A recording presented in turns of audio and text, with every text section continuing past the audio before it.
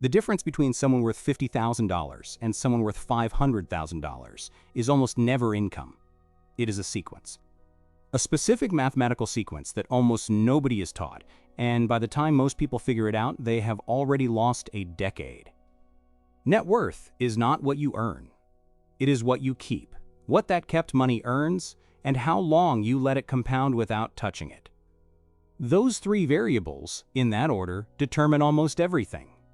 And the math at each level of wealth works completely differently. Not slightly differently, completely differently. At zero, and zero is generous because most people begin below zero. The math is entirely hostile. Debt charges interest. Savings accounts pay almost nothing. There is no passive income. Every dollar you have was earned by your labor that day, and every dollar you spend is gone permanently. There is no return. There is no compounding. It is pure arithmetic. Income minus expenses equals whatever is left. If expenses are larger than income, the number gets worse every month, and it gets worse in a compounding way because interest is being charged on what you owe. The average household carrying revolving high-interest debt is paying somewhere between 20 and 24% annually. A $5,000 balance, if left untouched, becomes $6,000 in a year. Becomes $7, $200 the year after that. Not because you spent more, because debt at high interest grows on its own. It is compounding working against you, and it is working every single day, including weekends, including while you sleep. This is the first thing the math reveals. At net worth 0 or below, time is your enemy. Every month you remain here, the hole deepens through no additional action of your own. The exit from below 0 is not complicated, but it is slow. It requires spending less than you earn, applying the difference to the highest interest debt first, and doing that consistently for however long it takes. The math does not negotiate. It does not care about circumstances. It compounds in whichever direction you point it. Once debt is cleared and a small buffer exists, a few $1,000s, the math shifts. Not dramatically, but it shifts. At net worth between $1,000 and $10,000, you are no longer at the mercy of high-interest compounding, working against you. But you are not yet at the point where compounding works for you in any meaningful way. A $5,000 savings account earning 4% annually generates $200 in a year. That is real. It is not life-changing. The math at this stage is still almost entirely about savings rate, how large a percentage of income you can retain and not spend. This is the phase where behavior matters more than any other variable. Not investment strategy, not asset allocation, not market timing. Behavior. Specifically, the gap between what comes in and what goes out. That gap, multiplied by consistency across months and years, is the only engine that moves someone from this level to the next. The research on this is consistent. The percentage of your income that you save, not the absolute dollar amount, the percentage, is the primary predictor of how quickly net worth builds in these early stages. Someone earning $40,000 a year and saving 30% of it builds wealth faster than someone earning $80,000 and saving 5%. The math on this is not subtle. $12,000 saved per year versus $4,000 saved per year. After 5 years, $60,000 accumulated versus $20,000. The lower earner is building 3 times as fast. Income is not the primary variable. Rate is.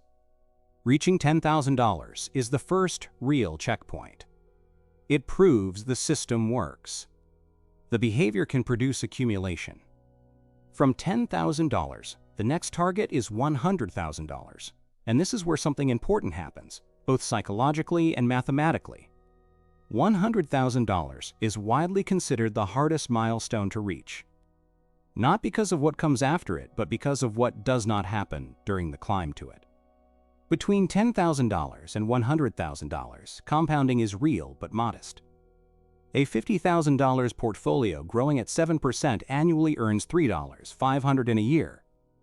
Your own savings contributions, if you are adding $10,000 or $15,000 per year, still far outpace what the money itself produces.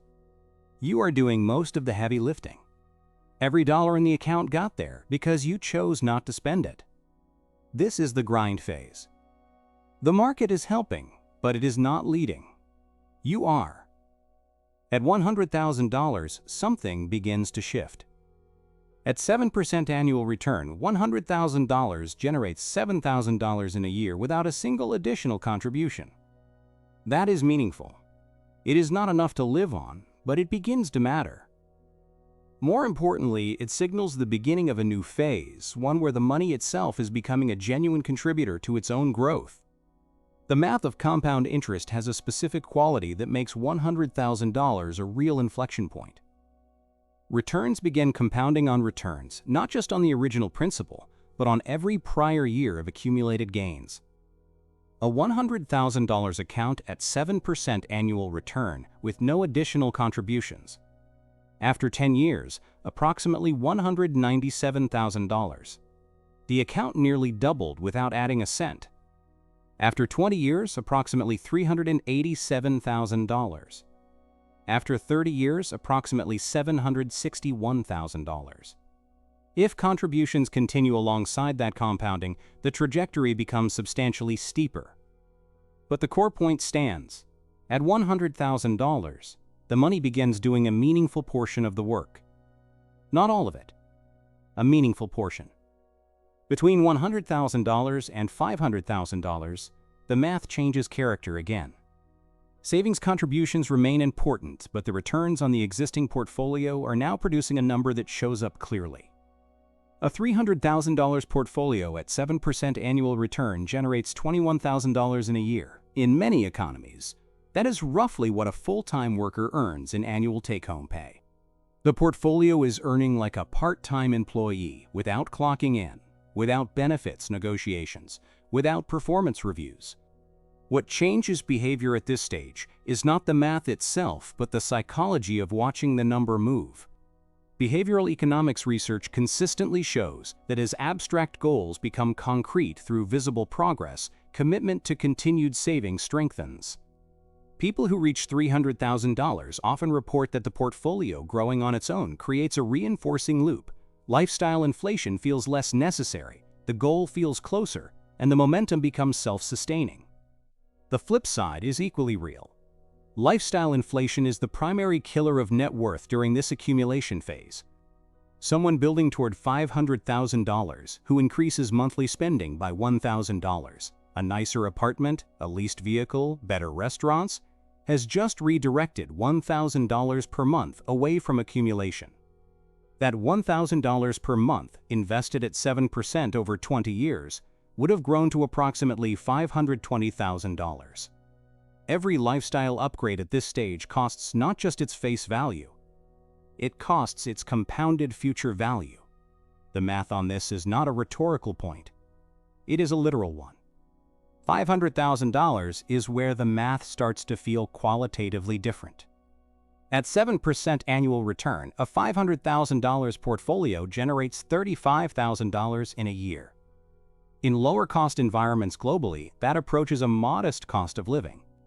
The number has begun pointing toward the concept of passive survival, the idea that the money could theoretically sustain basic life without additional labor.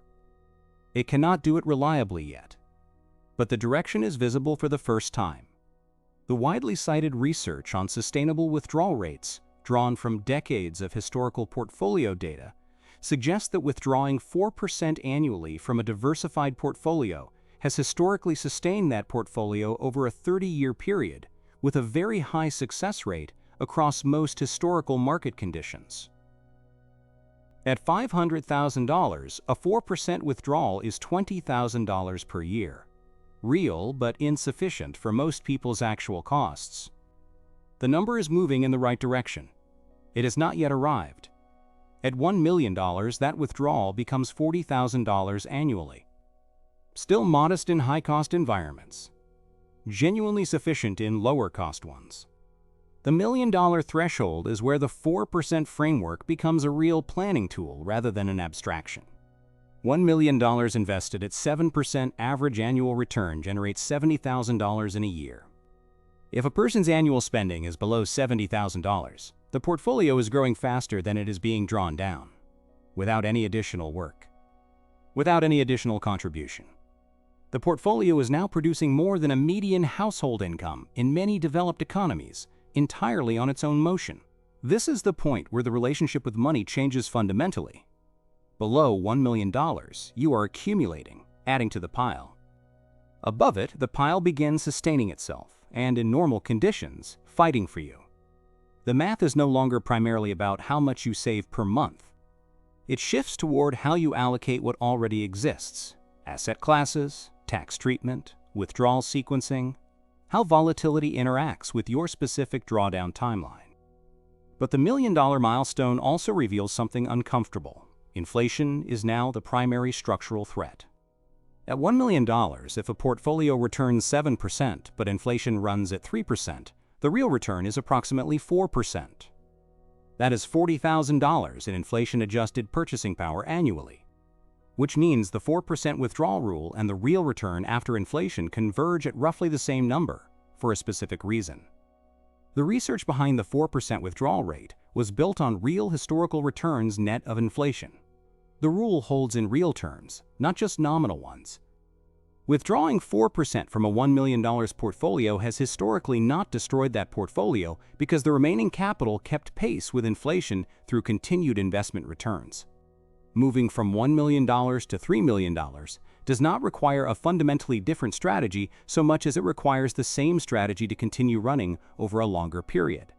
The primary new variable is sequence of returns risk, the mathematical fact that the order in which market gains and losses occur matters enormously near and just after the point when withdrawals begin.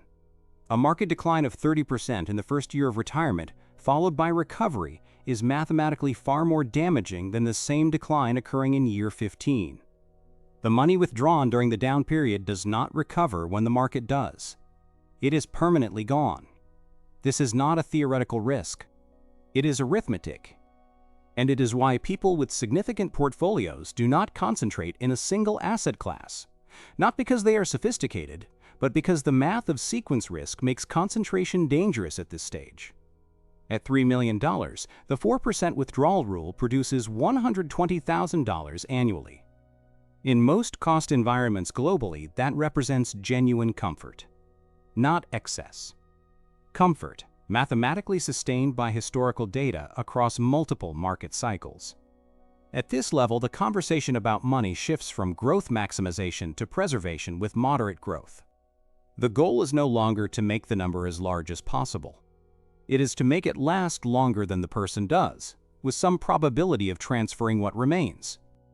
The psychology at this level is documented and somewhat counterintuitive.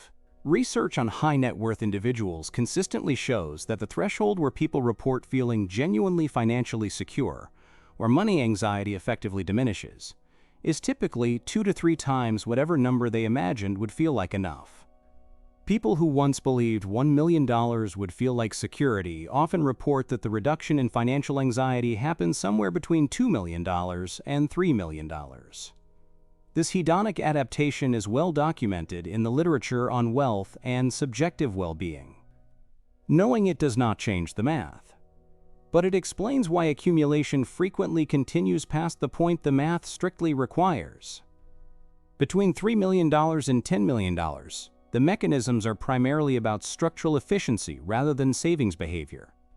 Tax treatment of different asset types, the sequencing of which accounts are drawn from first and when, how unrealized gains are managed across years, how charitable structures interact with taxable income. These decisions begin to matter more than the monthly contribution amount. Someone at this level is not building wealth faster by spending less on groceries. The marginal gain comes from how the portfolio is organized and how returns are realized. At $10 million, the 4% withdrawal rule produces $400,000 annually. No additional income is mathematically required. No labor is needed to sustain it. At 7% annual return, a $10 million portfolio generates $700,000 in a single year. If $400,000 is withdrawn, the portfolio still grew by $300,000 net. The number increases even during retirement. The math at $10 million is no longer about reaching a threshold. It is about the compounding having become so large that the primary challenge shifts to what to do with returns that exceed any reasonable spending level across a single lifetime. That is the mathematical endpoint of what compound growth does when given sufficient base capital and sufficient uninterrupted time. It does not reward intelligence at this stage. It does not reward daily effort or clever decisions made in real time. It rewards the decisions made at every prior level, staying clear of high-interest debt during the hostile phase, maintaining a high savings rate when savings rate was the only variable that mattered, allowing compounding to run without pulling the capital out when markets fell, and not letting lifestyle absorb the surplus before it had time to grow. The path from $0 to $10 million is not one story. It is 6 or 7 distinct mathematical regimes, each with its own logic, its own dominant variable, its own primary risk. Below 0, interest compounds against you. Time is the enemy. $0 to $10,000. Savings rate is almost everything. Behavior is the only variable that moves the number. $10,000 to $100,000. The grind. Your contributions still outpace the market's contribution to your portfolio. You are doing most of the work. $100,000 to $500,000. Compounding becomes real and visible. Lifestyle inflation becomes the primary structural threat. $500,000 to $1 million. The portfolio approaches self-sustaining. The 4% rule begins to function as a real planning framework. $1 million to $3 million sequence of returns risk becomes the new primary danger. Asset allocation and withdrawal strategy matter more than additional accumulation. $3 million to $10 million. Structural tax efficiency and portfolio organization determine the gap between adequate and optimal outcomes. None of this is secret. The math is published. The research is publicly available. Compound interest tables have existed for centuries. The 4% withdrawal research has been in print for decades. The relationship between savings rate and wealth-building speed is basic arithmetic that can be verified on any calculator. What differs between people is not access to the information. It is how long the system runs without interruption. It is the rate at which savings fuel the early stages when rate is the only variable that matters. It is the refusal, repeated, consistent, sometimes uncomfortable, to let lifestyle absorb the surplus before it has time to compound into something the math can work with. The money does not know who you are.